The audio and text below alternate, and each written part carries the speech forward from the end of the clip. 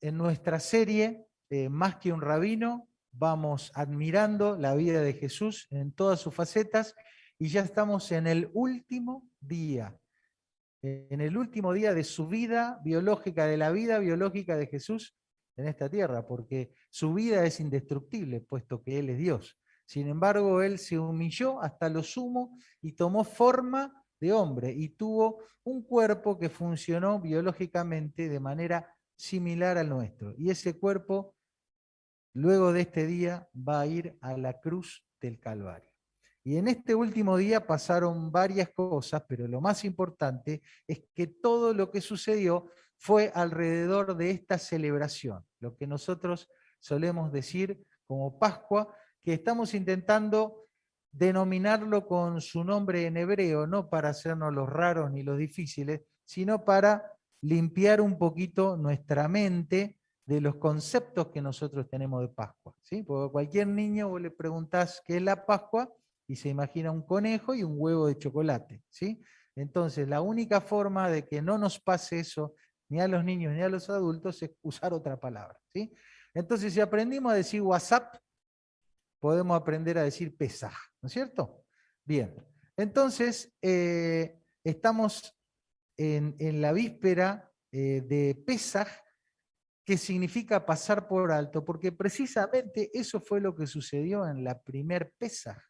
Dios vio la aflicción de su pueblo, vio que estaban oprimidos y esclavos por el imperio egipcio, y Dios descendió a liberarlos, con mano fuerte, con poder, y aquella última noche, después de esas 9 plagas donde Faraón se endureció en su corazón y no quiso dejar ir al pueblo de Israel, Dios dio esta indicación.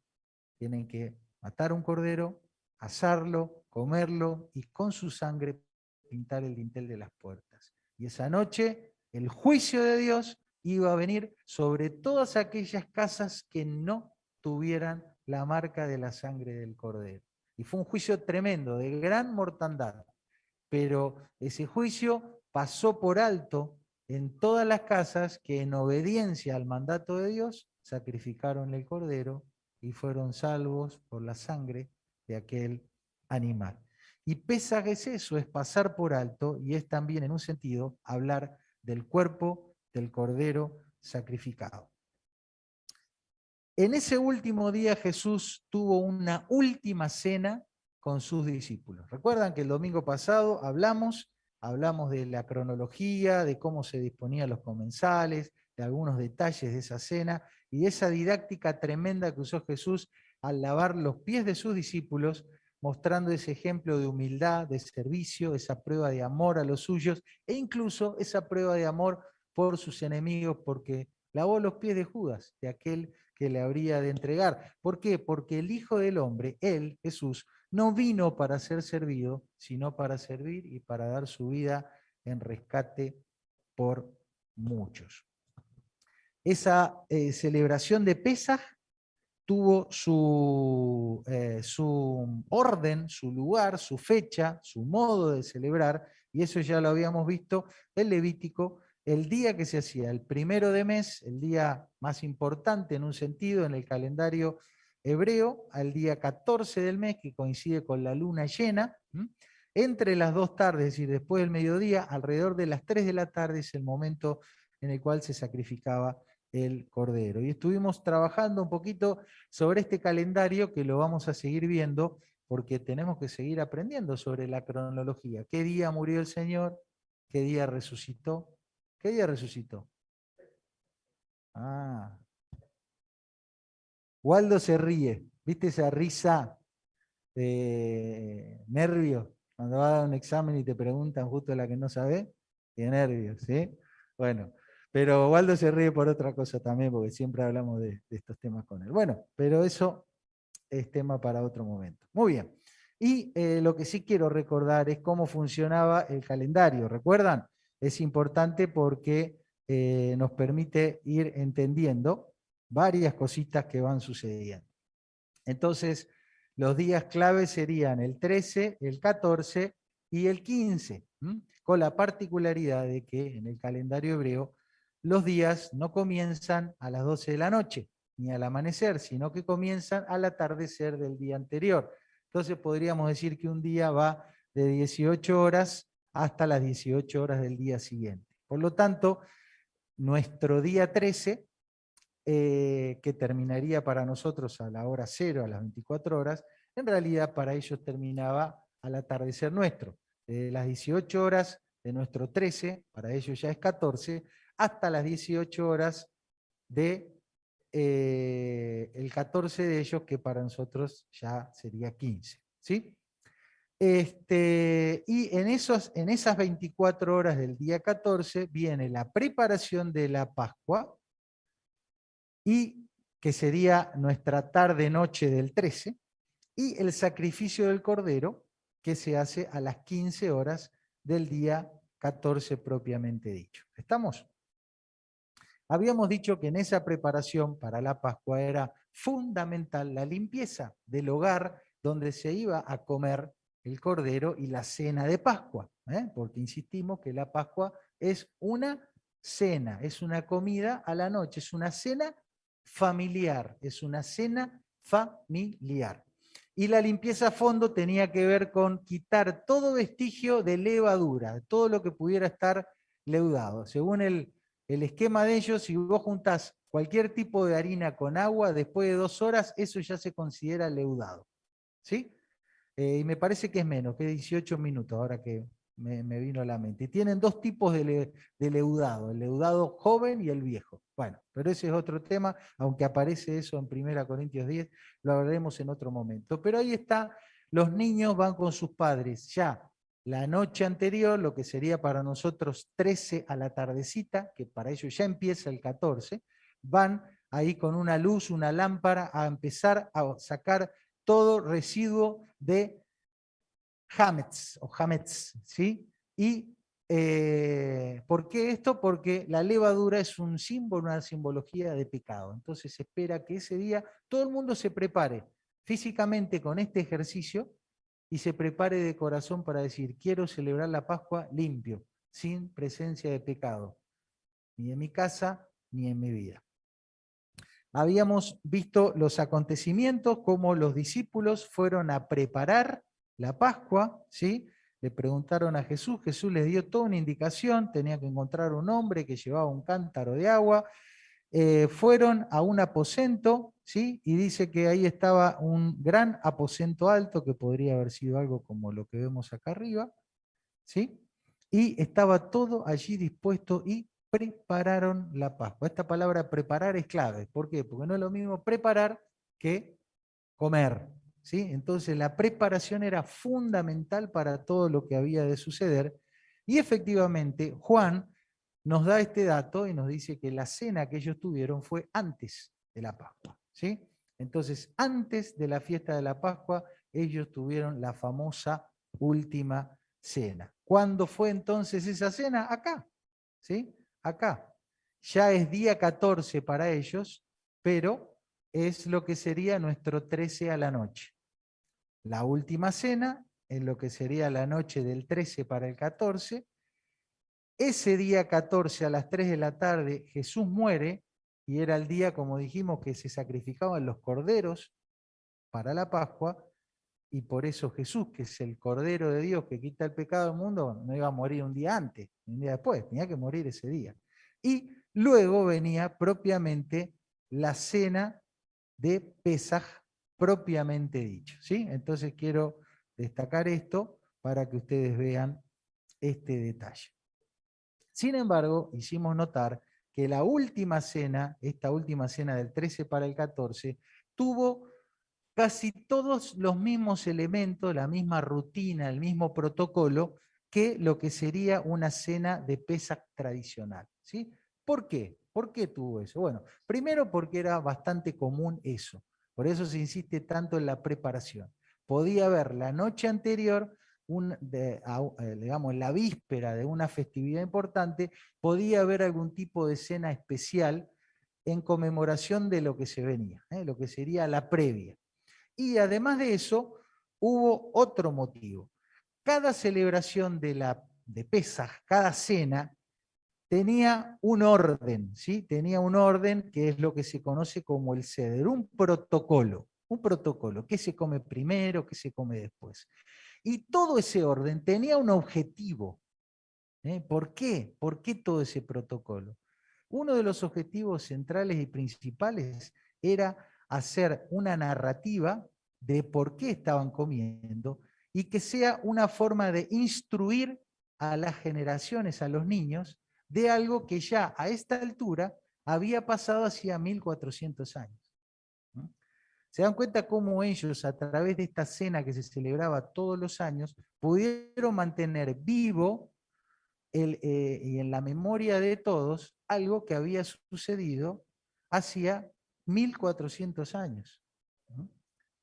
Para nosotros, los que tenemos más de 40 años, si hacemos una comparación en lo que es los festejos de las fiestas patrias argentinas hace 20 años, 25 años y a lo que son ahora, ya muchos de nosotros podemos notar una diferencia.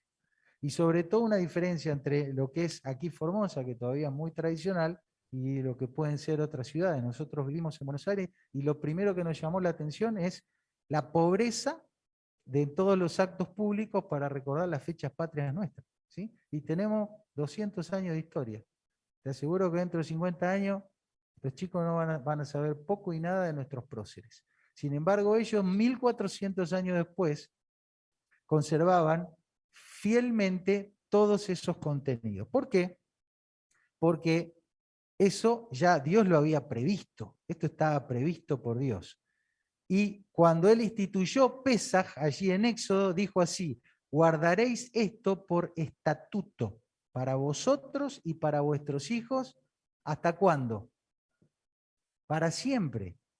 Y cuando entrareis en la tierra que Jehová os dará, porque en este momento ellos estaban peregrinando, como prometió, guardaréis este rito. Y cuando os dijeren vuestros hijos, ¿qué es este rito? ¿Qué picó esto de comer el cordero, la levadura? Vosotros le responderéis: es la víctima de la Pascua de Jehová, el cual pasó por encima de las casas de los hijos de Israel en Egipto, cuando hirió a los egipcios y libró nuestras casas. Más claro, échale agua. Sencillo, fácil, contundente y efectivo. ¿Por qué es efectivo? Porque los seres humanos, en nuestro proceso de aprendizaje, necesitamos, yo no sé mucho de esto, perdón los docentes, toco de oído, necesitamos lo que se llama aprendizaje significativo. Cuando a vos te exponen a un método de estudio y aprendizaje que para vos es relevante, que tiene un significado, vos no solo te copás ahí para querer saber, sino que vas a aprender, vas a guardar, vas a memorizar, vas a rememorar y vas a poder usar. ¿Sí? Entonces eso que se usa hoy en el ámbito educativo, el Señor ya lo instituyó hace 3400 años, cuando hizo con la cena de Pesaj un aprendizaje significativo. Y hasta el día de hoy así se respeta y se continúa. Entonces, este ceder, este orden de cómo tener esa cena, esta narración, esos discursos y esas instrucciones permitían que los niños tuvieran ese aprendizaje significativo de el evento más importante en la historia del pueblo de Dios. Y es por eso también que Jesús, en esa última cena, que no fue la cena de Pesaj, sí utilizó todo el protocolo de la cena de Pesaj para hacer un aprendizaje o una enseñanza significativa a sus discípulos. Habíamos dicho que probablemente podríamos clasificar la cena que Jesús tuvo con sus discípulos como una cena de fin de curso, una cena donde se celebra la finalización de un proceso de educación, de instrucción, y como era en la víspera, en la preparación de Pesaj, el Señor utilizó muchos de los elementos del ceder, del orden de Pesaj, para dar esta enseñanza y para dar una nueva mirada, una nueva visión a sus discípulos. Entonces tenemos el Siyum o la cena de fin de curso, la utilización del ceder o el protocolo o el orden de Pesaj para dar una instrucción, para generar una nueva mirada y para dar ese aprendizaje significativo a sus discípulos. Entonces, podríamos decir que el ceder de Pesaj o toda esa cena de Pascua, hubo un ceder o un protocolo inicial, que es lo que vemos escrito en la Biblia en Éxodo, ¿sí? Que no tenía muchos elementos. Nos dice Éxodo y Levítico cuándo se debía celebrar, el 14 de Aviv, que es para marzo-abril, se debía celebrar en las casas, se había que asar un cordero por familia, que había que comerlo completo, no podía comerse al otro día, que se debía acompañar de panes sin levadura y con hierbas amargas, nada más. Sin embargo, cuando vemos otras fuentes y cuando leemos los evangelios, encontramos que ahí pasaron otras cosas aparte de esto, ¿sí? Entonces, podemos decir que aparte de ese ceder, ese protocolo inicial de allá del Éxodo, luego hubo, con el paso de los siglos, se fueron agregando otros elementos a esa cena.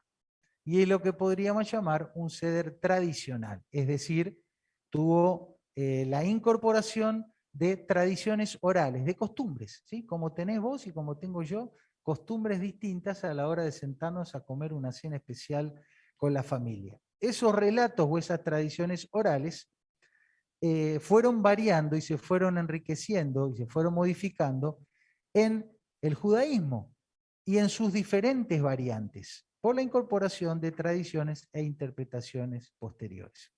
Cuando pensamos en lo que dice el Evangelio, encontramos que la cristiandad también ha hecho de esa última cena, o llamada Santa Cena o Cena del Señor, ha hecho sus variantes a través de la incorporación de tradiciones e interpretaciones posteriores. Si vos te vas a 50 iglesias que dicen ser cristianas, vas a encontrar 50 maneras diferentes de celebrar la Santa Cena o la Última Cena, ¿no es cierto? Entonces, ¿quién tiene la verdad? ¿Cuál es la forma correcta de celebrar? La propuesta es la siguiente, que aquí en la Asamblea de los Hermanos Centro Formosas nos nutramos, tomemos, aprendamos y estudiemos de toda la información del Antiguo Testamento y otras fuentes y que la sometamos a un filtro, a una validación, a un control de calidad a través de lo que se nos enseña en los Evangelios y en el Nuevo Testamento, y de ahí vayamos a nuestra práctica. ¿Qué estamos salteando acá? ¿Qué les parece en este recorrido que les planteo?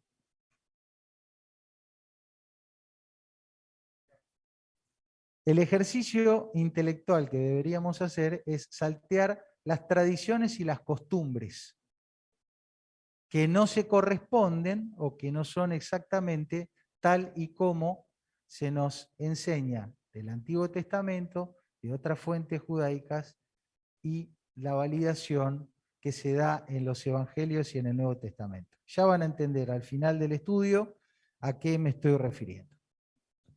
Bien, entonces, ¿cuál fue el ceder o el orden de la cena, de la última cena, que Jesús validó? ¿Cómo fue esa última cena que él tuvo y a la cual él practicó? ¿Sí? Por supuesto que Jesús puso en práctica todo lo que el Antiguo Testamento enseña. Es decir, en un ceder de Pesaj para Jesús se iba a hacer el 14 de Aviv, iba a ser en las casas, iba a haber un cordero asado, panes y levaduras y amargas. En la última cena que Jesús tuvo con sus discípulos, lo único que no hubo, ¿qué fue? El cordero asado, porque el cordero recién se iba a sacrificar al día siguiente. Esta fue una preparación, una previa, ¿sí? Pero todo lo demás estuvo. Y lo otro que hubo es todo lo que aquí no escribí, pero vamos a ir desarrollando, que son algunas tradiciones que el pueblo de Israel fue colectando por los siglos, ¿sí?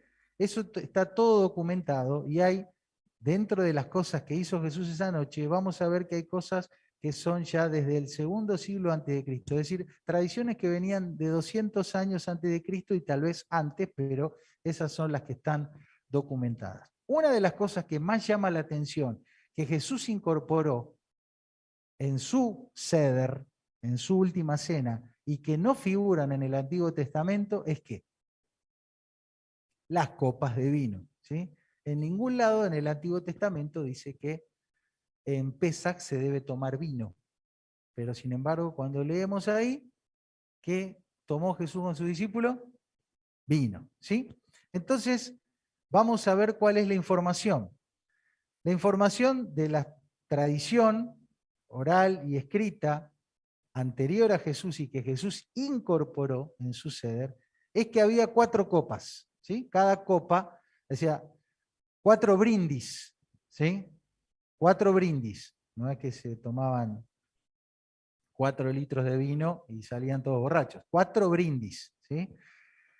La santificación, la copa del juicio, la copa de redención y la copa de alabanza. Y ellos tienen estas 4 copas pensando en todo lo que pasó con la salida del pueblo de Israel de Egipto.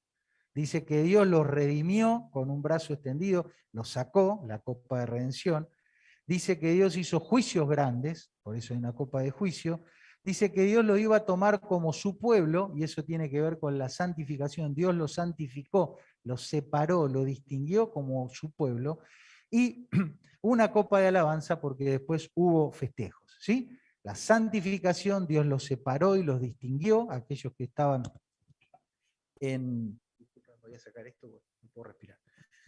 Aquellos que estaban en las casas con los dinteles con sangre, hubo juicio, las 10 plagas. ¿Por qué hubo tanto juicio para los egipcios? Porque Faraón desafió a Dios y dijo, ¿y quién es este Jehová que quiere liberar? A ver quién es, a ver quién es. Ah, ¿querés saber quién es? Bueno, está. 10 plagas. ¿Sí? Hubo redención, Dios los sacó con brazo extendido, abrió el Mar Rojo, y después hubo cantos de alabanza. ¿Sí? Entonces, recordando estos 4 momentos de lo que fue la liberación del pueblo de Israel, es que hay 4 brindis a lo largo de esa cena. Y por supuesto, son las 4 copas, pero ¿qué falta? La cena. ¿Sí? Una cosa es el brindis y otra cosa es la cena, el morfi. Entonces, el orden es este. 2 brindis la cena y 2 brindis posteriores. ¿Sí? Y cuando se brinda con la copa de redención, se cantaba parte del Salmo 116 que dice, tomaré la copa de salvación e invocaré el nombre de Jehová. ¿Se dan cuenta? Tiene un sentido, ¿no?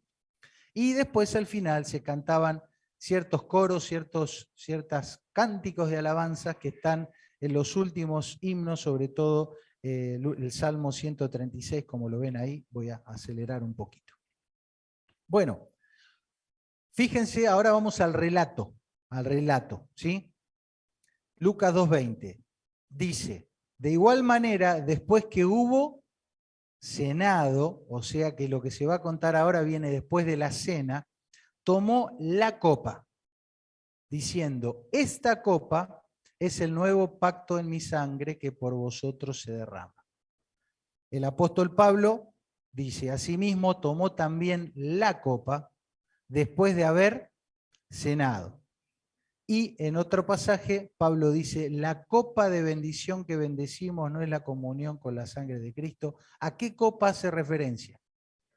Al brindis tercero, de la redención. Y tiene total lógica, porque así como Dios redimió, compró y liberó de la esclavitud a su pueblo en Israel, por medio de la obra de Cristo, te puede liberar a ti y a mí de la esclavitud, del pecado y de la condena. Entonces tiene sentido que en este ceder que Jesús establece, en este aprendizaje significativo, use la tercer copa para decir, esta copa, que siempre fue la copa de redención, siempre fue la copa de bendición, ahora no la van a hacer más en memoria de cuando yo los saqué a sus tatarabuelos allá en Egipto, sino que ahora la van a tomar en memoria de mí, porque yo soy el que los estoy librando, redimiendo, salvando y bendiciendo a ustedes. ¿Está? Y luego dice Mateo que cuando hubieron cantado el himno, salieron al monte de los olivos. ¿Qué habría pasado ahí? Seguramente tomaron la copa de alabanza, que no se la menciona, pero cantaron el himno y terminó la cena. ¿Está? Observen cómo tenemos entonces dos referencias que no están en el Antiguo Testamento, que son parte del ceder tradicional del pueblo de Israel, y que Jesús incorporó a su ceder, al propio, que es el que nosotros observamos, imitamos y reproducimos. ¿O no? Bueno, no sé, vamos a ver. Bueno, ya hablamos de las copas, ahora hablemos de la cena. Cerrá tus ojos e imagínate una cena especial porque es la única, no hay otra como esa en todo el año. Cerrá tus ojos e imagínate, ¿qué te gustaría que haya ahí? ¿Está? No importa. ¿Estás pensando? ¿Sí? ¿Estás pensando? Bien. Era una verdadera cena. ¿Sí? Era una verdadera cena. En Bareté, Cañón. ¿Está? Muy bien. Entonces, aquí puse en color más oscuro los elementos que había en el ceder, en la cena, que son de la tradición. Y en color más clarito, los elementos que pertenecen, que están en el Antiguo Testamento. ¿Sí? Lo que nos dijo ya Moisés allá en Levítico es que tenía que haber hierbas amargas y tenía que haber panes sin levadura, o lo que se conoce como pan ácimo, ¿sí? Sin levadura o matzá. Y se fueron incorporando con las tradiciones el carpaz, que son vegetales como la lechuga, el apio, y el jaroset, que es como un plato de compota, es un potaje medio rojizo, y eso estaba en la mesa. ¿Sí? Bien. Entonces vamos al texto bíblico, a ver cómo fue la cena que tuvo Jesús con sus discípulos. Y leemos. Declaró Jesús y dijo, de cierto os digo, que uno de vosotros me va a entregar. ¿Se acuerdan que hablamos de eso? Entonces los discípulos se miraban unos a otros dudando, y entonces, recostado cerca del pecho de Jesús, Juan le dijo, Señor, ¿quién es? ¿Quién es el que te va a entregar? ¿Quién te va a entregar? Jesús le respondió, a quien yo diere el pan mojado, aquel es. Y mojando el pan, lo dio a Judas Iscariote, hijo de Simón. ¿En dónde mojó el pan Jesús? En el potaje, en la compota, en el jaroset. ¿Sí? Mojado ahí y le dio a comer. ¿Está? Entonces vemos cómo este elemento de la tradición judaica se incorporó al ceder, a la comida que Jesús tuvo esa última noche. Y esta es la parte más interesante.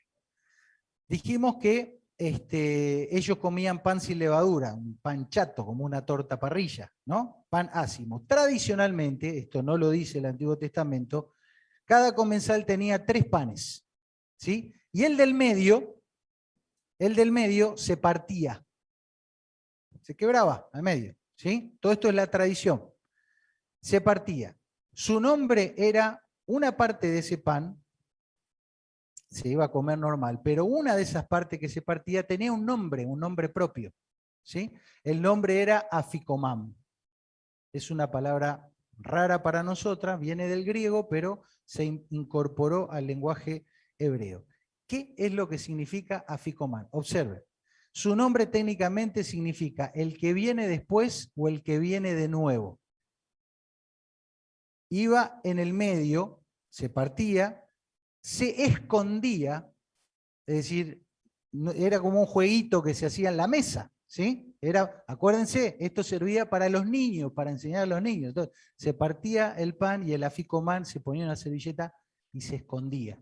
Ese aficomán que se escondía, el pan partido, significaba que venía de nuevo después. Entonces era como un misterio. Y los niños después tenían un jueguito de buscar el aficomán. ¿Dónde estaba? ¿Dónde lo escondió mamá el aficomán? ¿En qué servilleta lo habrá puesto? Esa mitad del aficomán se dejaba como bocado final, es decir, el último pedazo que se comía. Y la tradición dice que recordaba a Isaac. ¿Recuerdan lo que pasó con Isaac? que un día Dios le pidió a su padre Abraham que lo fuera a sacrificar. Y cuando Abraham estuvo a punto de sacrificarle, Dios le dijo, no, no hace falta que lo sacrifiques. ¿Sí? Estaba probando ahí la fidelidad de Abraham y demás. ¿Y qué apareció ahí en un costadito? Un carnero era, ¿no? Bueno, ahí, un animalito, y eso fue lo que sacrificó. Entonces, el aficomán, que hacía acordar a esa historia de Isaac, era también como un sustituto del cordero de Pesaj, del cordero de Pascua. Ahora ustedes dirán, bueno, todo esto se lo inventó Jesús para que parezca que estaban hablando de él. No, esta tradición ya llevaba 200 años antes de Cristo. Y hasta el día de hoy, el pueblo de Israel lo sigue practicando, lo sigue haciendo en sus cenas de Pesaj. ¿Sí? Entonces, anualmente ellos recuerdan en ese pan partido a alguien que viene después o que viene de nuevo y que recuerda al Cordero de Pesaj y que es como un recuerdo de lo que pasó con Isaac. Todos esos elementos describen, sin lugar a dudas, a la vida y obra de Jesús. Por eso, Jesús dijo en esa cena, tomó el pan. ¿Por qué el pan? ¿Por qué no dijo y tomó un pan? No, el pan, porque ese pedazo de matzá partida es el único que tenía nombre y apellido, lo otro era pan. ¿Sí? Lo mismo que pasó con la copa, y este tomó el pan. Tomó el pan, dio gracias y lo partió. ¿Cuál pan estaba partiendo? El aficomán, no hay otro, el del medio. Y les dio diciendo, esto es mi cuerpo que por vosotros es dado. Haced esto ya no más en memoria de Isaac, en memoria de mí. Ya no más pensando en el cordero de Pesaj, sino pensando en mí, porque yo soy el cordero de Pesaj. ¿Entienden? Y Pablo agrega y dice, así todas las veces que comieres este pan y bebieres de esta copa, la muerte del Señor anunciáis hasta que Él venga. ¿Qué significaba aficomam? El que viene después o el que viene de nuevo. ¿Tiene sentido? ¿Lo ven? Si lo ven, están haciendo el aprendizaje significativo. Están aprendiendo todo lo que necesitamos aprender sobre lo que significa Pesaj y lo que significó Cristo Jesús como el Cordero de Pesaj. Pero qué problema, porque no tenemos nada de esto en nuestras Santa Cena, ¿no? Cristo, nuestra Pascua, ya fue sacrificada por nosotros. Cristo, nuestra Pascua, ya fue sacrificada por nosotros. Por eso, esta es la primera reflexión y conclusión a la que vamos a llegar. Dios dice así, atende bien, escuchen bien. Pero Dios, habiendo pasado por alto, ¿por qué dirá eso la Biblia? ¿Qué significaba Pascua, Pesaj? Pasar por alto. No son palabras dichas así nomás al azar. Hay un sentido en cada palabra. Dios, habiendo pasado por alto los tiempos de esta ignorancia, ahora, ¿cuándo? Ahora manda. Es un mandamiento. Escuchá, alguien te está mandando. ¿Quién te está mandando? Dios te está mandando. Ahora manda. ¿A quién? ¿A quién? A todos los hombres. ¿De dónde? De todo lugar. ¿A qué? Se arrepientan. Querido, querida, los que estamos aquí, los que están por allá en las cámaras, Dios ha pasado por alto tus pecados ofreciendo el Pesaj, ofreciendo el Cordero. Cristo, tu Pesaj, tu posibilidad de que Dios pase por alto tus pecados, ya fue sacrificado. Ahora te toca a ti responder el mandamiento y ¿qué tenés que hacer? ¿Qué dice el versículo? ¿Qué tenés que hacer? Arrepentirte. ir a los pies de esa cruz, como cantamos, ¿no? A tus pies, y decirle al Señor: Dios, ofreciste el Cordero perfecto para que mis pecados sean borrados y para que no caiga sobre mí el juicio, como pasó con Faraón, que desafió tu autoridad. Y vengo a tus pies a cumplir lo que me mandás, a arrepentirme, a pedirte perdón y a reconocer a Cristo como mi Cordero, como mi Salvador. ¿Vas a tomar esta decisión? No es una opción, porque es un mandato de Dios. Entonces, si en tu corazón está pesando ahora esta palabra que estás leyendo, no te resistas, no te endurezcas. Y decirle al Señor: en obediencia a tu mandamiento, me arrepiento y recibo a Cristo como mi Salvador, como mi Cordero de Pesaj. Ahí en tu mente ahora, mientras me escuchás hablar, no me escuches más todo lo otro que voy a decir, no me escuches más y quédate ahí en el silencio de tu corazón, hablando con Dios, arrepintiéndote y en una forma simbólica pintando tu vida con la sangre del Cordero de Cristo que fue derramada por ti en ese madero. A los que un día ya hicimos esta oración, les pido que sí me escuchen unos minutos más y podamos seguir, porque tomar la copa significa algo. ¿Se acuerdan? Que Jesús partió el pan y les dio a comer, les dio el aficomen y les dijo: no se acuerden más de Isaac, no se acuerden más del Cordero de Pesaj, ahora hagan esto en memoria de mí. Yo soy el aficomam. Pero también tomó la copa. ¿Cuál copa era? Era la número 3, la copa de redención, la copa de salvación, la copa de bendición. Son todas formas de decir lo mismo. Tomar la copa significa, de alguna manera, recibir o aplicar lo que esa copa representa o significa, ¿sí? Tomar la copa de redención es para salvación, ¿sí? Dios te ofrece la salvación en esa copa. Nuevamente, es el mandamiento que te arrepientas y que tomes a Cristo como esa copa de redención. Pero también Jesús habló, no en esta cena, sino con algunos de sus discípulos, de la copa del sacrificio. Y tomar la copa significa también aceptar esa distinción, esa santificación personal y aún estar dispuesto al sacrificio personal para ser sus seguidores. ¿Se acuerdan que Juan y Jacobo quisieron estar ahí a la derecha y a la izquierda de él? Y el Señor le dijo: eso no me toca a mí dárselo, pero yo tengo una copa que tomar, dijo Jesús. ¿Y ustedes están dispuestos a tomar esa copa? Sí, dijeron. Bueno. Y ellos fueron al martirio, al sacrificio, por ser seguidores de Cristo. Pero también esa copa puede ser una copa de juicio y de condena para aquellos que participan indignamente. Y vamos a decir 2 o 3 cosas de eso. La pregunta es: ¿cuál copa beberás en esta noche?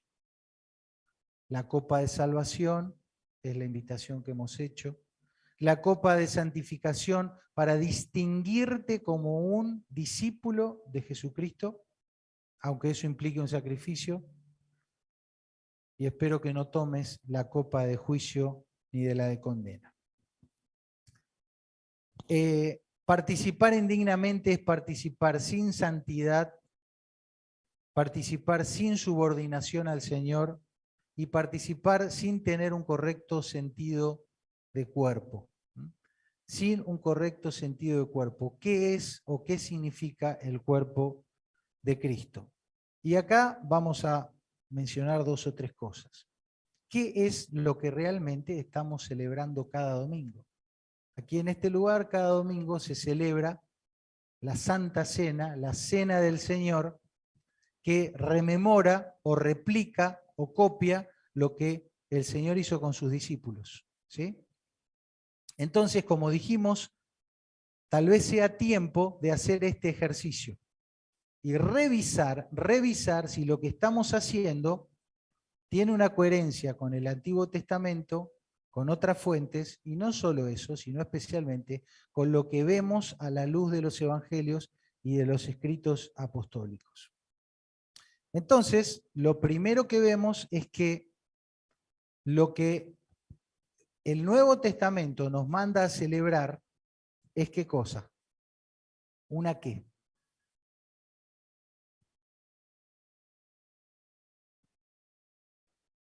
¿Y qué es la Pascua? Una fiesta. ¿Sí?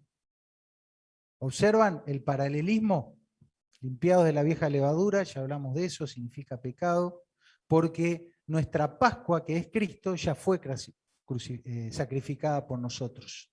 No tenemos por qué celebrar la muerte de ningún animal, ni obviamente replicarlo. Pero sí tenemos que celebrar, ¿qué cosa?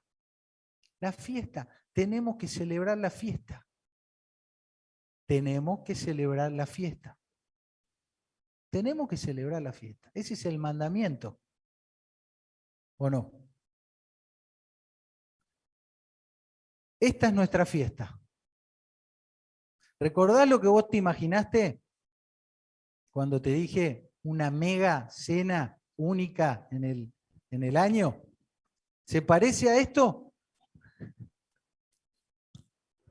¿Eh?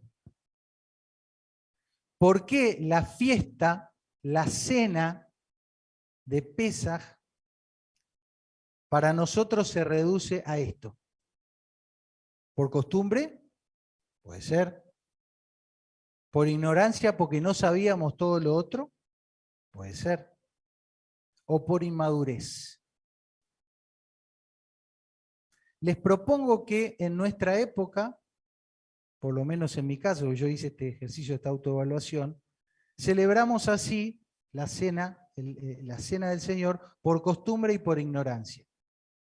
Pero les voy a mostrar cómo una iglesia en la época de Jesús, donde no estaba esta costumbre y donde todos sabían qué era Pesaj, terminaron celebrando así por inmadurez. Fíjense, la iglesia de Corinto, cuando pues os reunís vosotros, esto no es comer la cena del Señor, porque al comer, ellos se reunían a comer, cada uno se adelanta a tomar su propia cena. Y uno tiene hambre y el otro se embriaga. O sea, venga la primera copa, la segunda, la tercera, la cuarta, la quinta, la sexta. Y Pablo le dice, ¿pero no tienen casa donde comer y beber? ¿O menosprecian la iglesia de Dios, el cuerpo de Cristo, el conjunto de personas? Y avergüenzan a los que no tienen nada. ¿Qué os diré? ¿Os alabaré? En esto no os alabo. Así que, hermanos míos, cuando os reunís a comer, esperaos unos a otros. Si alguno tiene hambre, coma en su casa para que no os reunáis para juicio. Las demás cosas las pondré en orden cuando yo fuere. Lo que yo me imagino al leer todos estos versículos es que el descontrol que tenía esta iglesia hizo que lo que tenía que ser una fiesta, una cena como la que tuvo Jesús con sus discípulos, donde instituyó lo que instituyó, se transformó en un desastre. Había gente embriagada, había glotones, había acepción de personas, no se esperaba, no se compartía con el pobre. Entonces, el apóstol Pablo tuvo que decir, muchachos, vamos a recortar. Coman en casa y vengan acá un ratito, media hora, 40 minutos, y un pedacito de pan, una copita así de vino medido, y ya está. Porque son tan desastrosos que no pueden hacer lo que tienen que hacer. Entonces, yo me animaría a decir que la costumbre que nosotros replicamos es como una versión corintia de la Santa Cena. Claro, nosotros no venimos con ese espíritu como tenían los corintios, pero en parte nos quedó el formato. Nos quedó el formato sobre, hiper, mega, ultra simplificado. Observen lo que pasaban en otras iglesias para esa misma época. Hechos 2:46. Perseverando unánimes cada día en el templo y partiendo el pan en las casas, comían juntos con alegría y sencillez de corazón. Cuando vos lees esto, con la tradición y la costumbre que nosotros tenemos, ¿vos qué te imaginás? Están 20 tipos en una casa comiendo un pedacito así de pan y tomando una copita, ¿sí? Pero no, ellos comían, era una cena, era un regocijo, era una comida como la que tuvo Jesús con sus discípulos. En Hechos 27, otro lugar, dice, el primer día de la semana reunidos los discípulos para partir el pan. Claro, en cada reunión se hacía lo que Jesús instituyó, obviamente, ¿sí? Pablo les enseñaba, habiendo de salir al día siguiente, y alargó el discurso hasta la medianoche. Es decir, que si empezaron a cenar a las 8 o 9 de la noche, le pegaron con todo. Era tremendo Morphy, con cantos, con estudio bíblico, con alegría, con compartir. ¿Sí? Y se quedaron hasta la madrugada. Esto fue hoy. ¿Sí? Está bien, hubo votaciones, llovió, lo que quieran. ¿Sí? Pero teníamos 1, 2, 3, 4, 5, 6, 7, 8, 9, 10, 11 vasitos. Y sobró. Y sobró. Y algunos participantes en el Zoom. La misma cantidad, mira, casualmente. Y las sillas vacías. Queridos hermanos, para mí esto me humilla y me exhorta y me desafía a estar cada vez que somos convocados a estar aquí. Y a preguntarme cómo voy a celebrar la fiesta y la cena el domingo que viene, el mes que viene y el año que viene.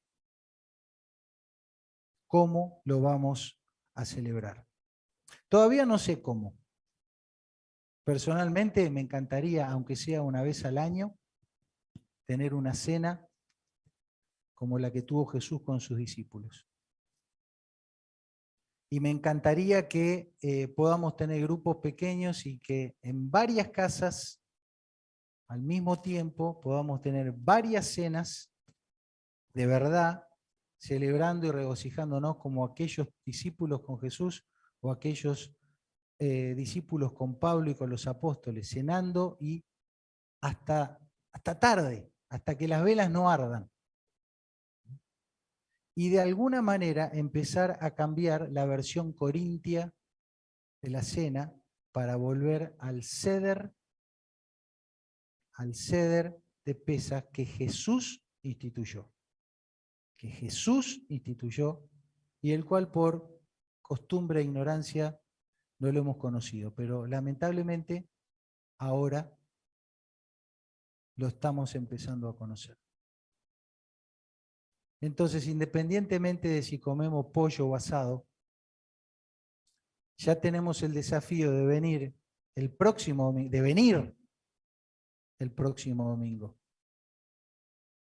Y que al venir, al menos en lo que compartimos, en los pensamientos que traemos, en las oraciones, en los cantos y en todo, al menos en eso, esto sea un banquete. Al menos en eso.